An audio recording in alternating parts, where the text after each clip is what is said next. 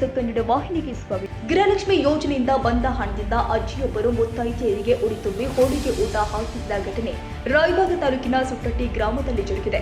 ಬೆಳಗಾವಿ ಜಿಲ್ಲೆಯ ಸುಟ್ಟಟ್ಟಿ ಗ್ರಾಮದ ವೃದ್ಧೆ ಅಕ್ಕ ತಾಯಿ ಲಂಗೋಟಿ ಗ್ರಾಮ ದೇವತೆ ದೇವಸ್ಥಾನದಲ್ಲಿ 25 ಸುಮಂಗಲಿಯರಿಗೆ ಉಡಿ ತುಂಬುವ ಕಾರ್ಯಕ್ರಮದ ಜೊತೆಗೆ ಹೋಳಿಗೆ ಊಟವನ್ನು ಕೂಡ ಹಾಕಿಸಿ ಮುಖ್ಯಮಂತ್ರಿ ಸಿದ್ದರಾಮಯ್ಯ ಅವರಿಗೆ ಒಳಿತಾಗಲಿ ಅಂತ ದೇವರಲ್ಲಿ ಪ್ರಾರ್ಥಿಸಿದ್ದಾರೆ. ಅಜ್ಜಿಯ ಕಾರ್ಯಕ್ಕೆ ಸುಟ್ಟಟ್ಟಿ ಗ್ರಾಮದ ಮಹಿಳೆಯರು ಕೂಡ ಸಾಥ್ ಕೊಟ್ಟಿದ್ದಾರೆ.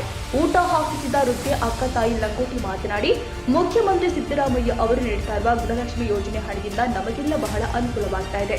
ನನಗೆ 10 ತಿಂಗಳಿನಿಂದ ಗೃಹಲಕ್ಷ್ಮಿ ಯೋಜನೆ ಹಣ ಬರ್ತಾ ಇದೆ. ಸಿದ್ದರಾಮಯ್ಯ ಅವರು ತಮ್ಮ ರಾಜಕೀಯ ಜೀವನದಲ್ಲಿ ಮತ್ತಷ್ಟು ಎತ್ತರಕ್ಕೆ ಬೆಳೆಯಬೇಕು.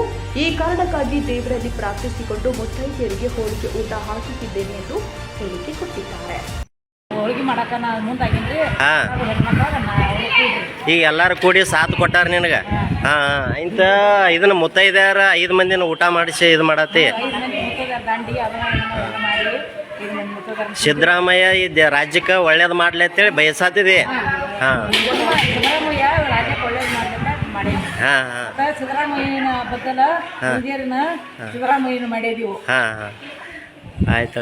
ಈಗ ಎಷ್ಟು ಕಂತು ಬಂದವ ನಿಂಗೆ? ನಂಗೆ 10 ಕಂತು ಬಂದವ.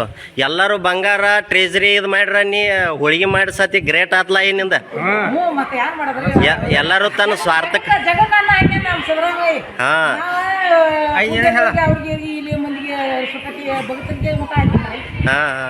ಅದ ಅನ್ನ ಎಲ್ಲ ಕಡೆ ರಾಜ್ಯದಾಗ ಟ್ರೆಜರಿ ಫ್ರಿಜ್ ಅದ ಇದು ತಂದ್ರ ಬಂಗಾರ ತಂದ್ರೆ ನೀವು ಎಲ್ಲ ಇದನ್ನ ಮಾಡಿರಿ.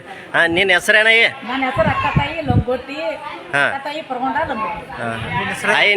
ನಿಂದ ಬರ್ತಾವಿಲ್ಲ ಗೃಹಲಕ್ಷ್ಮಿ? ಬರ್ತಾವು. ನೀನು ಇದಕ್ಕೆ ಕೊಟ್ಟಿದಿ ರೊಕ್ಕ? ನಿನ್ನ ಹೆಸರೇನಾಯ? ದುಂಡವ ನುಲಿ. ಈಗ ಎಲ್ಲಾರು ಕೂಡ್ಕೊಂಡು ಮಾಡತ್ತಾರೆ.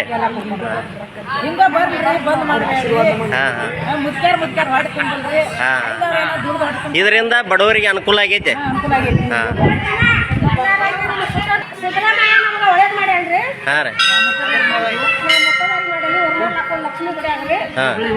ನಿಮಗೆ ಎಷ್ಟು ಕಂತು ಬಂದಾವ್ರಿ? 10 ಕಂತು ಬಂದಾವ್ರಿ. ನೀವು ಎಲ್ಲಾರು ಕೂಡ್ಕೊಂಡ ಮಾಡಿದಾರೆ.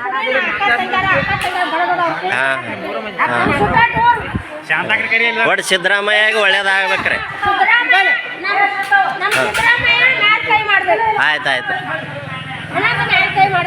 ನಿಮ್ಮ ಹೆಸರೇನ್ರಿ?